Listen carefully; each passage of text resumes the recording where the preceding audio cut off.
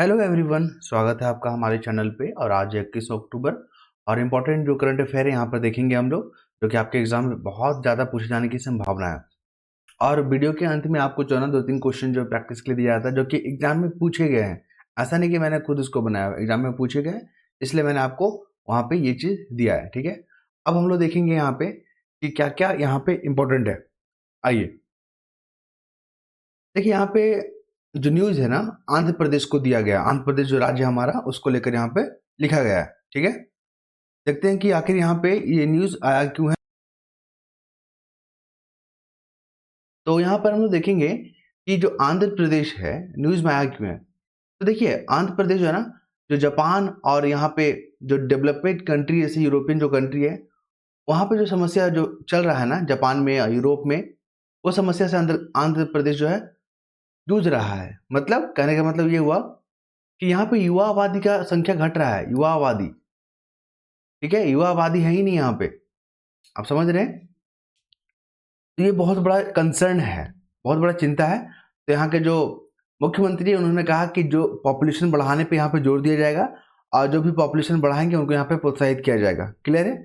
तो देखिए, यहाँ पे हो क्या रहा है कि यहाँ पे युवा आबादी जो है घट रहे हैं। क्यों? एक तो यहाँ पे उनका अ, जो युवा आबादी, एक तो प्लान कर जा रहे हैं, मतलब काम के लिए, पढ़ाई के लिए बाहर चले जा रहे हैं, तो राज्य में उनकी संख्या घट जा रहा है। दूसरा है कि यहाँ पे जो जन्म दर है वो भी कम है। जो जन्म दर होता है, ठीक है, बर्थ रेट भी कम है। तो ऐसी स्थिति में फिर वहाँ पर आंध्र प्रदेश कैसे सर्वाइव करेगा? पॉपुलेशन होना भी बहुत जरूरी है, युवा आबादी का होना बहुत जरूरी है। अगर बुजुर्ग अगर रहेंगे आबादी, तो फिर वो काम कैसे करेंगे? ठीक है, क्योंकि बुजुर्ग लोगों को तो आराम चाहिए होता है। और किसी भी राज्य या किसी भी देश को आर्थिक विकास तभी होगा जब वहाँ पे पॉपुलेशन जो होता है युवा आबादी की हो, काम करने वाला वहाँ पे ज़्यादा हो। ठीक है, तो यहाँ पर ये देखने को आपको मिला है। आंध्र प्रदेश को ध्यान में रखिएगा, क्योंकि बुजुर्ग आबादी वहाँ पे संख्या बढ़ रहा है, जो कि एक बहुत बड़ा कंसर्न है। उसको लेकर वहाँ के मुख्यमंत्री ने कहा कि अब वहाँ पे पॉपुलेशन बढ़ाने पर जोर दिया जाएगा और उसको प्रोत्साहित किया जाएगा। ठीक है, चलिए। और ऐसा जो है जापान हो गया आपका, चाइना हो गया, यहाँ पे जो है ना युवा आबादी जो है घट रहा है, वहाँ पे जो है बुजुर्ग की संख्या बढ़ रहा है। तो वो समस्या से अब आंध्र प्रदेश भी गुजर रहा है। तो मेंस में पूछता है क्या फायदे हैं, क्या नुकसान है। अब आइए उड़ान योजना को लेकर। देखिए, हम लोग को वो योजना पे फोकस करना है जो न्यूज में आ जाता है। अब उड़ान योजना जो है 2017 का है और एग्जाम आपको 2024 में होने वाला है, तो लोग बहुत ही कम ही इस पे ध्यान देंगे। 2017 वाला न्यूज को याद रखेंगे, हो सके तो 2024, 23, 21 वाला याद रख लीजिए, 17 वालों को याद ही नहीं करेंगे। लेकिन अब उड़ान योजना न्यूज में आ गया है। ठीक है, 144 करोड़ लोग जो है ना, करोड़ लोग जो है इसका जो है सफर का आनंद ले चुके हैं। उड़ान योजना कब इसको लॉन्च किया गया था? तो अप्रैल अप्रैल 27 में। ठीक है, अगर हम लोग बात करें तो उड़ान जो योजना है ये एक हवाई सफर से जुड़ा हुआ है, मतलब कनेक्टिविटी पर जोर देता है। भारत में जो बुनियादी ढांचे हैं या बेहतर कनेक्टिविटी है, उसके लिए ये जोर देता है। 27 अप्रैल 2017 को, ठीक है, शिमला से लेकर दिल्ली पहला उड़ान बढ़ा था।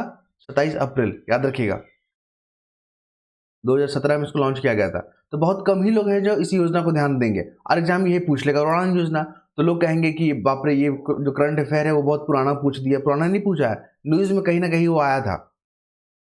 नेक्स्ट मूव करें यहाँ पे।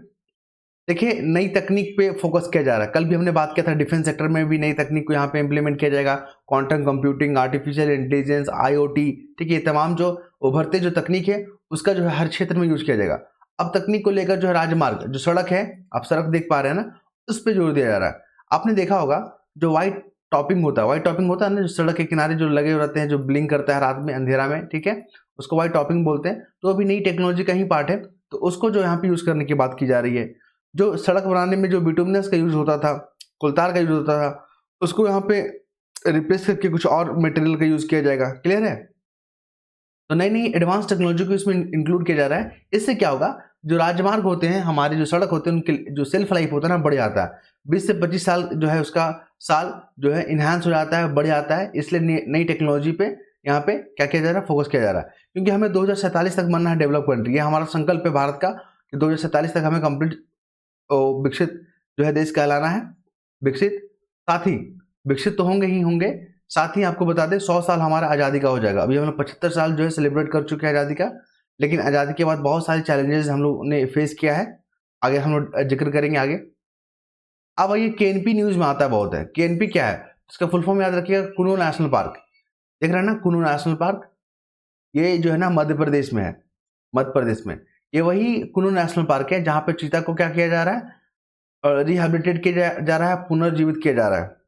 ठीक है, कहाँ से लाए हैं हम लोग, नाम्बिया और साउथ अफ्रीका से लाए हैं हम लोग चीता को, और कुनू नेशनल पार्क में रखे हैं। एक और जो आप याद रखिएगा, कुछ दिन पहले मैंने इसको कवर किया था कि मध्य प्रदेश कहीं एक और जगह है, ठीक है, गंगा सागर करके कुछ लिखा हुआ था, वहां पर भी जो है चीता को वहां पर भी क्या किया जा रहा है, रिहेबिलिटेट किया जा रहा है।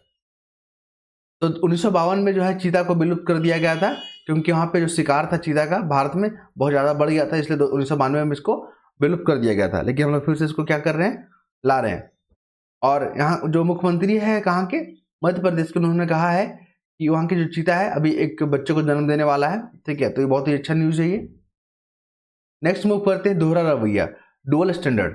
यहाँ पे कनाडा को लेकर बात हो रहा है और अमेरिका को लेकर बात हो रहा है।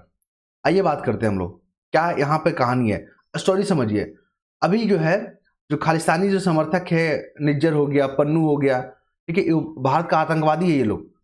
भारत ने इसको जो आतंकवादी डिक्लेयर करके रखा हुआ है, लेकिन कनाडा बोलता है कि वो जो है कनाडियन जो नागरिक है और उसकी सुरक्षा करना जो है कनाडा सरकार की वो है, वो जिम्मेवारी है। ठीक है, तो यहाँ पे बता रहे हैं, जैसे अमेरिका बोलता है कि हम आतंकवाद को किसी भी रूप में बर्दाश्त नहीं करेंगे। आपने देखा था जब विश्व व्यापार केंद्र पे जब हमला हुआ था 2001 में आई थिंक, तो अमेरिका ने आह्वान किया था कि हम लोग आतंकवाद को पूरी तरह से खत्म कर देंगे।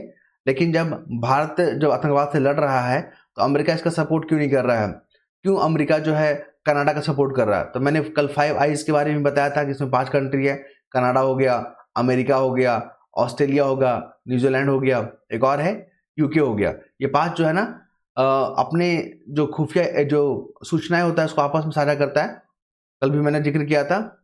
और अमेरिका जो है कनाडा का सपोर्ट कर रहा है कि जो है भारत के जो डिप्लोमेट हैं, भारत के जो अधिकारी हैं, जो रॉ के एजेंट हैं, वो लोग जो हैं कनाडा के नागरिक को वो कनाडा के ही देश में उसको मार रहे हैं, जो कि ये बहुत बड़ा अपराध है। तो भारत ने इस तरह के आरोप को पूरी तरह से खारिज कर दिया है। बोला आप जो है ना बेबुनियादी जो आप हम पे आरोप लगा रहे हैं ना, पहले सबूत दीजिए तब आप आरोप लगाइएगा, क्योंकि भारत जो है इस तरह की जो अपराध को बर्दाश्त नहीं करेगा। क्योंकि भारत ने जो है आतंकवाद को लेकर बहुत ही कड़ा रुख अपना रखा है, चाहे वो पाकिस्तान को लेकर हो, चाहे वो अन्य देश के साथ हो। आतंकवाद भारत जो है किसी भी रूप में बर्दाश्त नहीं करता है, और अमेरिका जो है कनाडा का सपोर्ट कर रहा है। यानी आप समझ रहे ना, ये सब डुअल नेचर कहीं कहानी है। फिर हम लोग बात करेंगे यहाँ पे, क्या बात करेंगे, हाँ, अमेरिका जो है कनाडा का जो सपोर्ट कर रहा है। कल भी मैंने बताया था कि कनाडा में जो है इलेक्शन होने वाले हैं, तो वहाँ की सरकार को चाहिए खालिस्तानी का सपोर्टर, खालिस्तानी वहाँ पे नागरिक लोग बन गया है, ठीक है, तो उसका वोट चाहिए ताकि सत्ता में बना रहे। इस तरह की इस लोग हरकत कर रहा है, ठीक है। चलिए, और ऐसा नहीं है कि अमेरिका जो है किसी दूसरे देश में जाके आतंकवादी को नहीं मारता है, चाहे लादेन का मामला हो, चाहे किसी और आतंकवादी का मामला हो। मैंने यहाँ पर टिक करके रखा था, जैसे लादेन जो था वो पाकिस्तान में घुस के मारा था, कौन, अमेरिका, ठीक है। इजराइल भी ऐसा कर चुका है, ठीक है। तो भारत अपने देश को सुरक्षित करने के लिए इस तरह के कदम क्यों नहीं उठाएगा, आप समझ रहे हैं ना। ये देखिए, लादेन को मारा था या सुलेमानी को मारा हो, ये आतंकवादी जो लोग थे, अमेरिका जो दूसरे देशों के संप्रभुता को उल्लंघन करके जो मारता है ये। और जब अपनी बारी हो गया तो उसको पूरा बढ़ा चढ़ा के दिखाता है कि हम ये अपने देश की सुरक्षा को लेकर बहुत गंभीर हैं, ये हैं, लंदर फंदर करता है। लेकिन जब भारत जैसे देश जब इस तरह के प्रयास करता है तो उसको जो है ये लोग आवाज़ उठाते हैं। अब हम लोग बात करेंगे डेवलपमेंट को लेकर। भारत को 2047 तक क्या बनना है, डेवलप करना है। थोड़ा सा पीडीएफ को और जूम कर लेते हैं ताकि आपकी जो विजिबिलिटी है वो बना रहे। हाँ, अब दिख रहा होगा। तो यहाँ पे जो है तरक्की को लेकर बात किया जा रहा है, 2047 तक को भारत बनना है डेवलप कंट्री।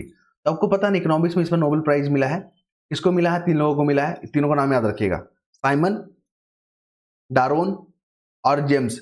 ये तीनों जो है ना इकोनॉमिस्ट हैं, इनको जो इस बार नोबेल प्राइज मिला है 2024 का। क्यों मिला है, तो जो भी डेवलप कंट्री हुआ है ना, तो वहाँ पे जितने भी सामाजिक या सोशल इंस्टीट्यूशन है, सामाजिक संस्था, स्कूल, कॉलेज, ये सब जितना भी है, ठीक है, हेल्थ सेक्टर को लेकर हो, एजुकेशन को लेकर हो, यहाँ पे जितने भी सोशल जो इंस्टीट्यूशन है उसकी भूमिका बहुत ज़्यादा है। कुल मिलाकर भारत अगर जो है ना बहुत अमीर देश है, संसाधन संपन्न देश है, लेकिन यहाँ पे जो है गरीब लोग बसते हैं। ऐसा मैंने यहाँ पे ये आर्टिकल कह रहा है, भारत अमीर तो देश है लेकिन यहाँ गरीब लोग बसते हैं, क्योंकि यहाँ पे अमीर अमीर होते जा रहे हैं, गरीब जो है गरीब होते जा रहे हैं। तो ये बीच का जो खाई है ना वो बढ़ते जा रहा है। तो इसी बार जो है शोध में जो है नोबेल प्राइज मिला है 3 लोगों को, साइमन, डारोन और जेम्स को, कि जो सोशल इंस्टीट्यूशन होता है ना उसका इंपॉर्टेंस बहुत ज़्यादा है किसका, डेवलप कंट्री में। तो इस तरह की बात आपको देखने को मिलेगा, क्योंकि यहाँ पे एग्जाम्पल भी दिया गया है।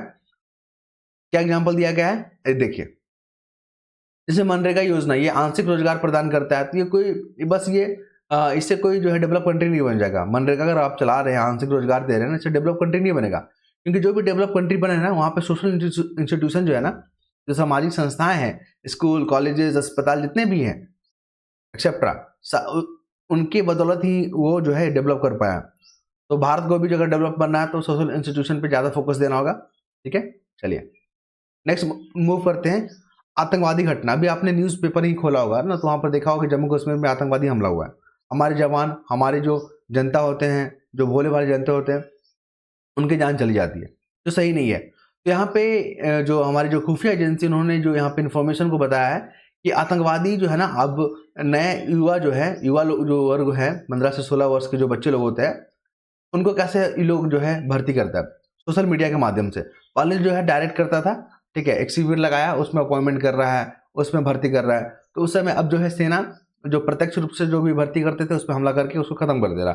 अब ये लोग क्या कर रहे हैं, अपने पैटर्न में चेंजेस कर रहे हैं, अब ऑनलाइन ये भर्ती कर रहे हैं। ठीक है, यूट्यूब के माध्यम से, इंस्टाग्राम के, फेसबुक के माध्यम से यहाँ पे लोग से संपर्क करते हैं। यहाँ पर देख लीजिए, फेसबुक, इंस्टाग्राम, व्हाट्सअप, टेलीग्राम और ये आपका ट्विटर जो वर्तमान में अब जो है प्रेजेंट में एक्स के नाम से जाना जा रहा है। तो इन माध्यमों से जो है लोगों को सिलेक्शन कर रहे हैं और अपॉइंट कर रहा है लोग, आतंकवादी लोग। तो यहाँ पे खुफिया एजेंसी ने इस चीज़ को यहाँ पे किया है। क्या करते हैं, फर्जी प्रोफाइल बना देगा, ठीक है, लड़का है तो लड़के के नाम से बना देगा, और वर्चुअल प्राइवेट नेटवर्क का यूज़ करता है। ये नेटवर्क क्या होता है, वर्चुअल प्राइवेट नेटवर्क जो है ना, फुल फॉर्म याद रखिएगा। इसका मतलब क्या होता है कि जिस नेटवर्क पे वो काम कर रहा है ना, वो फर्जी दिखा देगा। जैसे कि मान लीजिए वो कर रहा है, भारत से काम कर रहा है, ठीक है, भारत से ऑपरेट कर रहा है, उसको दिखा देगा एड्रेस कहाँ का, पाकिस्तान का दिखा देगा, उसको दिखा देगा कर्नाटक का दिखा देगा। ठीक है, तो लोग कंफ्यूज हो जाते हैं, उसी को VPN बोलते हैं। आपको नेटवर्क को सुरक्षित प्रदान करेगा। अब बात करते हैं नेपाल को लेकर। देखिए KP शर्मा ओली जो है ना, वहाँ के प्रधानमंत्री हैं, और ये चाइना, प्रो चाइना समर्थक ही है, क्योंकि कम्युनिस्ट पार्टी है, और ये बोला कि चाइना विरोधी जो गतिविधियां हमारे जो देश से या हमारी भूमि से नहीं हो पाएगा। क्लियर है, तो इसको समझने की बात है कि भारत का जो नेबर कंट्री है, नेपाल भी है और चाइना भी है। ठीक है, उसके साथ जो संबंधों को मजबूत कैसे किया जाए, भारत के लिए बहुत बड़ा कंसर्न है, क्योंकि मालदीव भी देखा था आपने कुछ दिन पहले, बहुत उछल रहा था चाइना के समर्थन में, चाइना के सपोर्ट में। उसी तरह ही नेपाल भी यहाँ पे सपोर्ट कर रहा है चाइना को। अब ये जो मैप है ना, मैंने आपके लिए लगाया क्योंकि BPSC एग्जाम होने वाला है, तो आइए थोड़ा सा मैप पर स्टडी कर लेते हैं, क्योंकि क्वेश्चन जो पूछे जाएंगे। ये अपना बिहार है ना। सबसे पहले देख लीजिए नेपाल से कौन कौन सा बाउंड्री शेयर करता है। ये नेपाल से जो है ना 7 जो जिला टच करता है। एक होता है पश्चिमी चंपारण, पूर्वी चंपारण, सीतामढ़ी, मधुबनी, सुपौल, अररिया, किशनगंज। ठीक है, अब कुछ यहाँ पे इंपॉर्टेंस दिया है। पश्चिम चंपारण किस लिए फेमस है, तो यहाँ पे केसरिया महोत्सव बनाया जाएगा। पूछेगा, माफ कीजिएगा, वाल्मीकि जो वन्यजीव जो अभ्यारण्य है, उदयपुर जो वन्यजीव प्राणी अभ्यारण्य है, और वाल्मीकि नंदनगढ़ महोत्सव है, ये कहाँ मनाया जाता है, पश्चिमी चंपारण में। क्यों, क्योंकि अभी जो कुल्लू नेशनल पार्क बहुत न्यूज में आ रहा है, वन नेशनल पार्क को लेकर। तो यहाँ पे जो बिहार में जो नेशनल पार्क है, वाल्मीकि जो नेशनल पार्क है, या वाल्मीकि वन्यजीव अभ्यारण्य कह लीजिए, यहाँ पे पश्चिम चंपारण में देखने को मिलेगा। पूर्वी चंपारण में केसरिया महोत्सव और सीताकुंड महोत्सव मनाया जाता है, आप इसको भी याद रखेंगे। ठीक है, फिर आ जाए यहाँ पे समस्तीपुर है ना, यहाँ पे विद्यापति महोत्सव मनाया जाता है। बरौनी जो तेल शोधक है ना, वो कहाँ है, बेगूसराय में है, बरौनी, ये भी याद रखेंगे आप। फिर आते हैं मधेपुरा क्यों फेमस है, तो यहाँ पे इलेक्ट्रिक लोकोमोटिव कारखाना है। कटिहार क्यों फेमस है, क्योंकि यहाँ पे गोगाबिल झील है, बिहार का सबसे बड़ा नम भूमि क्षेत्र है। फिर बात करेंगे यहाँ पे भागलपुर में विक्रमशिला जो है डॉल्फिन अभ्यारण्य यहाँ पर है। फिर मुंगेर में है भीमबांध अभ्यारण्य, ऋषिकुंड, सीताकुंड, लक्ष्मण कुंड। जितने भी रामायण के जो यहाँ पे पात्र हैं, जैसे हमारे भगवान श्री राम, माता सीता, ऋषि कुंड, जितने भी है ना, सारे जो है मुंगेर में आपको देखने को मिलेगा। रामेश्वर कुंड, ठीक है, रेल इंजन का मरम्मत कारखाना। जमुई में आपको नागी और नकटी जो बांध पक्षी अभ्यारण्य देखने को मिलेगा, और जमुई में ही सबसे ज्यादा गोल्ड रिजर्व है पूरे भारत का। नवादा की अगर बात करें तो काकुलत जो जलप्रपात है ना, वो नवादा में देखने को मिलेगा। गया की अगर बात करें दशरथ मांझी जो लोक उत्सव है ना, गौतम बुद्ध अभ्यारण्य वन्यजीव पार्क में जुड़ा हुआ है। कैमूर की अगर हम लोग बात करें तो दुर्गावती नदी पर बना हुआ है जो जलप्रपात है। बिहार का सबसे बड़ा वन्यजीव अभ्यारण्य आपको कैमूर में देखने को मिलेगा। अनुपम झील भी आपको कैमूर में देखने को मिलेगा। बक्सर की बात करें तो विश्व मित्र महोत्सव भी यहीं पर बनता है, ठीक है। और बरेला झील कहाँ है? वैशाली में है। सलीम अली पक्षी अभ्यारण्य भी कहाँ है? वैशाली में। फिर संजय गांधी नेशनल पार्क कहाँ पे है आपको देखने को मिलेगा? जैविक पार्क जो है पटना में। और बिहार का सबसे बड़ा जो पशु मेला है ना, वो कहाँ लगता है? बक्सर में, ठीक है, बक्सर में लगता है सोनपुर मेला। फिर आइए यहाँ पे ये क्वेश्चन आपको सॉल्व करना कि जो फाहियान था किसके कार्यकाल में आया था। फिर यहाँ पे देख लीजिए गंगा नदी जो यहाँ पर फ्लो कर रहा है, इसको भी आप ध्यान रखिएगा। मैंने कई बार इसका जिक्र किया है। बिहार का मैप है, इसको भी ध्यान रखिएगा आप। ये इजराइल वाला जो लोकेशन है आप इसको याद रखिएगा, मेडिटेरियन सी को लेकर, जॉर्डन को लेकर। और संघाई कॉर्पोरेशन ऑर्गेनाइजेशन है, इसको भी ध्यान रखिएगा। तो आई होप आप लोग को पसंद आया होगा। अगर आप लोग को पसंद आया होगा तो अपना फीडबैक जरूर दें। धन्यवाद।